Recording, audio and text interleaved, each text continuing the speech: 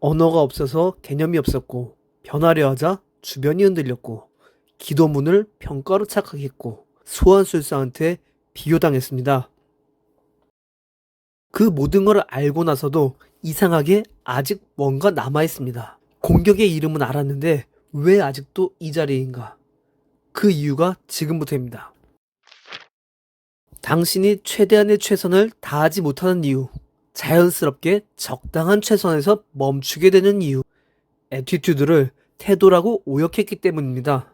당신 안의 애티튜드가 태도로 눌려있기 때문입니다. 알아야 바뀔 수 있습니다. 애티튜드 5번째 이야기. 친했던 이들이 멀어지는 건 배신이 아니라 졸업입니다. 시작합니다. 초등학교를 졸업하면 중학생이 됩니다. 중학교를 졸업하면 고등학생이 됩니다.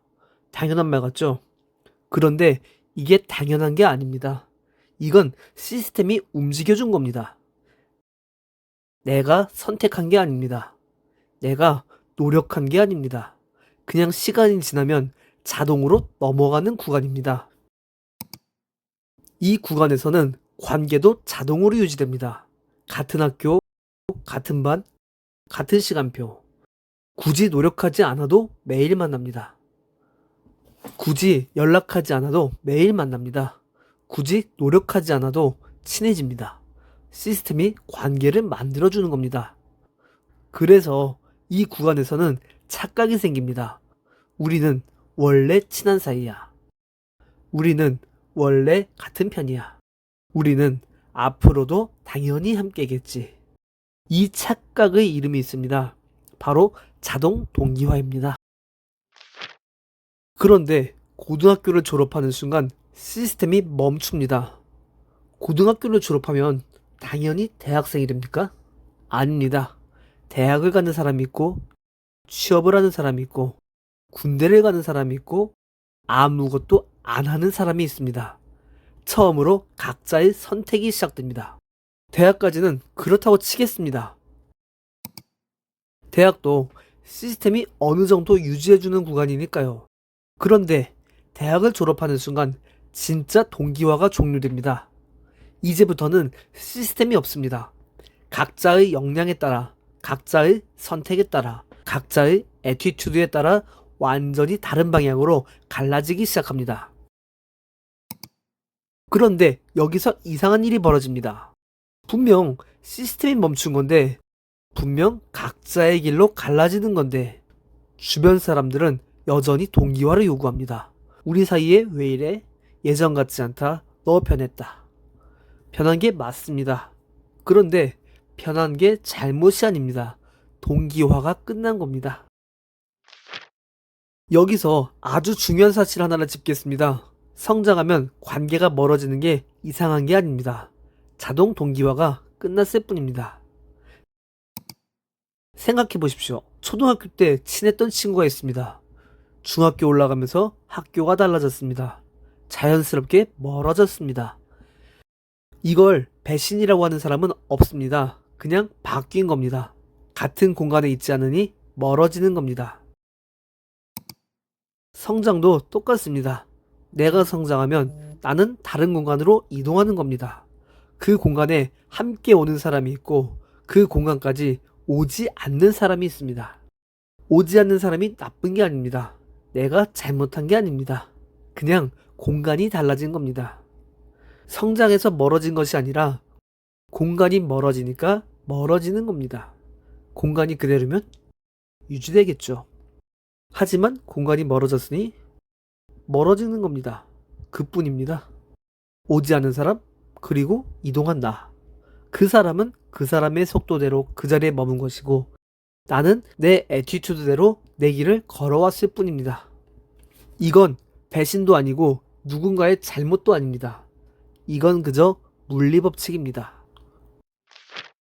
그런데 알면서도 고통스럽습니다. 머리로는 이해하는데 가슴이 따라오지 않습니다. 왜 그럴까요? 이 편에서 잠깐 언급했던 내용입니다. 인간의 뇌는 집단 소속감을 생존과 동일하게 처리합니다. 그러니까 관계가 멀어지는 것을 뇌 입장에서는 실제로 생존 위협으로 받아들입니다. 머리는 자연스러운 거야 라고 하는데 뇌는 죽을 것 같아 라고 반응하는 겁니다. 그래서 이 고통은 당신이 약해서가 아닙니다. 당신의 뇌가 정상적으로 작동하고 있다는 증거입니다. 그리고 동시에 이 고통은 당신이 성장하고 있다는 증거이기도 합니다. 아무것도 안 하면 아무것도 멀어지지 않습니다. 동기화가 끝난 이후에도 관계가 그대로라면 당신도 그대로라는 뜻입니다. 멀어지는 게 아프다면 그건 당신이 움직이고 있다는 신호입니다. 아직도 관계가 멀어지는 것이 혼란스럽다면 졸업의 진짜 의미를 보면 도움이 될 겁니다. 졸업의 진짜 의미는 소실이 아니고 획득입니다. 중학교를 졸업할 때 중학생이라는 신분은 소실됩니다. 그런데 아무도 슬퍼하지 않습니다. 왜냐하면 중학교 졸업자라는 자격을 획득하니까요. 잃은 게 아닙니다. 쌓인 겁니다. 소실된 게 아닙니다. 획득한 겁니다. 고등학교를 졸업하면 고등학생이 끝나고 고등학교 졸업자라는 자격을 획득합니다. 대학교를 졸업하면 대학생이 끝나고 학사라는 자격을 획득합니다. 신분이 바뀝니다. 자격이 생깁니다. 다음 단계로 넘어갑니다. 관계도 똑같습니다. 어떤 관계가 멀어지는 건 배신이 아닙니다. 졸업입니다. 어떤 공간을 떠나는 건 변한 게 아닙니다. 졸업입니다. 어떤 과거의 자신을 내려놓는 건 잃은 게 아닙니다. 졸업입니다. 잃는 게 아닙니다. 획득으로 내 삶에 쌓이는 겁니다. 하지만 여전히 혼란스러울 수 있습니다. 왜냐하면 막상 떠나려니 가슴 한켠이 아련하고 시리거든요. 분명히 부정적인 감정에 밀려오니까 이게 안 좋은 건가? 내가 잘못하고 있는 건가? 라는 의문이 드는 거죠. 이 역시 간단하게 납득시켜 드리겠습니다. 군 생활이 추억이라면서 그때가 아련하다면서 눈시울을 붉히는 사람에게 한번 물어보십시오. 병장이고 호봉 그대로 반영, 승낙하면 지금 이 순간부터 즉시 병장 할래? 전부 치를 따면 싫다고 합니다. 아련하다면서요. 그립다면서요. 그런데 왜 다시 그 시절로 돌아가는 건 죽기보다 싫을까요? 아련하다는 감정은 돌아가고 싶다는 신호가 아니라 내 과거에 보내는 찬사이기 때문입니다.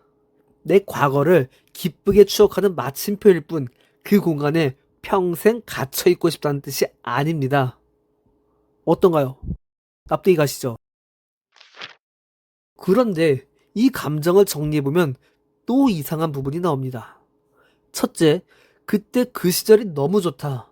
둘째, 하지만 그때로 돌아가고 싶지는 않다. 이상하지 않나요? 아니, 좀 이기적이지 않나요? 그때가 너무 좋지만 정작 돌아가기는 싫다니. 어쩌면 내 무의식은 이 마음을 이기적이라고 판단하고 있는지도 모릅니다. 그 시절이 좋다면서 돌아가기는 싫다고 합니다. 나만 편하자고 도망친 건가? 나 참 못됐다 하고 생각할 수 있다는 겁니다. 그럼 하나만 더 물어보겠습니다. 내 무의식이 규정한 이 나쁜 사람의 나쁜 감정은 도대체 누구한테 이기적으로 구는 것일까요? 이 못된 감정으로 대체 누구한테 해를 끼치고 있을까요? 안 떠오를 겁니다. 왜냐하면 피해자가 없거든요. 단지 개인의 추억인 감정일 뿐인데 당연히 누구한테 피해가 갈 리가 없죠. 하지만 스스로는 악인이라고 생각하고 있습니다.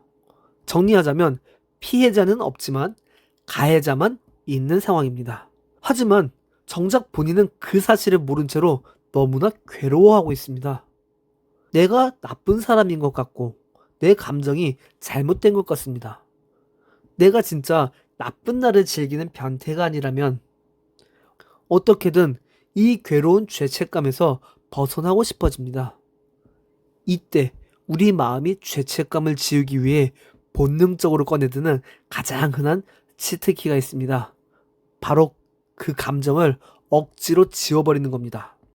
지운다 또는 버린다. 물건은 간단합니다. 내다 버리는 순간 사라집니다. 하지만 기억은 다릅니다. 버려지지 않습니다. 종이에 연필로 쓴 글씨도 지우개로 지우면 흔적이 남고 볼펜으로 쓴 글씨는 아예 지워지지 않는 것이 현실입니다. 내 인생의 한 페이지에 깊게 새겨진 기억이 그렇게 쉽게 지워질 리가 있겠습니까? 지우고는 싶은데 도저히 지워지지 않습니다. 그래서 우리는 결국 가장 미련한 선택을 합니다. 바로 스스로를 부정하는 겁니다. 뻔히 살아 숨쉬는 감정을 아니다, 난 그렇게 생각하지 않는다 라며 스스로를 기만하고 부정하는 겁니다. 지우려 들어도 지워지지 않으니 지워지지도 않는 걸 억지로 붙잡고 부정하며 가짜 연기를 하는 겁니다. 그렇게 내 마음에 골병이 드는 겁니다. 결국 지워지지도 않는 과거를 붙잡고 현재의 나를 멍들게 하는 꼴입니다. 추억은 그립지만 앞으로 나아가고 싶은데 발목을 잡히고 있는 이 감정, 이 상황, 단 4가지로 해결해 드리겠습니다. 첫 번째 해결책, 이상한 것 그 자체로 인정하기. 일단 이 감정은 이상한 것이 맞습니다. 앞뒤가 맞지 않으니 이상한 것이죠. 이상하다는 것을 그대로 인정하면 됩니다. 두 번째 해결책, 잘잘못 따져보기. 그래서 피해자는 누구죠? 피해자 없습니다. 그렇다면 피해자가 없는 가해자도 있나요? 없습니다. 그러니 죄인도 없는 겁니다. 세 번째 해결책, 추억을 인정하기. 그냥 아련한 그 감정 자체를 인정하면 됩니다. 아, 내가 그 시절을 참 소중하게 여겼구나. 인정하면 됩니다. 네 번째 해결책, 하지만 그 소중한 시절이 현재이고 싶지 않다는 것 인정하기. 소중한 추억이지만 현실이 되기 싫다는 이 마음 인정하면 됩니다.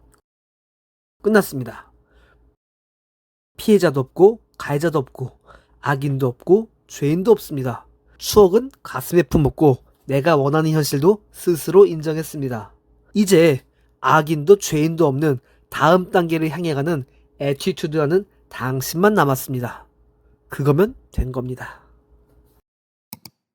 그러니까 이 복잡한 내용을 한 단어로 정리하면 졸업입니다. 졸업은 소실이 아니라 획득입니다. 과거를 잃어버리는 게 아닙니다. 그 소중했던 시절을 자격증처럼 내 삶에 획득해서 당당하게 다음 단계로 넘어가는 겁니다. 직장에서도 인간관계에서도 내 인생에서도 마찬가지입니다. 떠날 때 밀려오는 그 아련함과 멀어지는 아픔은 당신이 길을 잘못 가고 있어서가 절대 아닙니다. 이제는 그 누구도 자동으로 떠밀어주지 않는 인생의 문턱을 당신 스스로의 힘으로 기어코 넘어서고 있다는 가장 영광스러운 신호입니다. 그러니 그 아련함을 가슴 한켠에 소중히 담아두고 그 감정과는 별개로 당당히 다음 공간으로 걸어가십시오. 당신은 지금 아주 잘 성장하고 있는 겁니다. 의심의 파도가 덮치는 순간 기억하십시오. 적당히는 겸손함이 아니고 최대한의 최선은 꼴값이 아닙니다. 셰프는 고기의 익힘에 집착해야 옳고 가수는 무대에서 끼를 부려야 옳습니다. 이게 애티튜드입니다. 그리고 당신 안의 애티튜드도 원래 그래야 옳습니다. 그러니 애티튜드를 품었다면 애티튜드 하십시오. 타인이 정해준 태도를 연기하며 숨죽이지 마십시오. 최대한의 최선을 할 수 있는 당신을 응원합니다. 알면 바뀔 수 있습니다. 애티튜드 오하였습니다.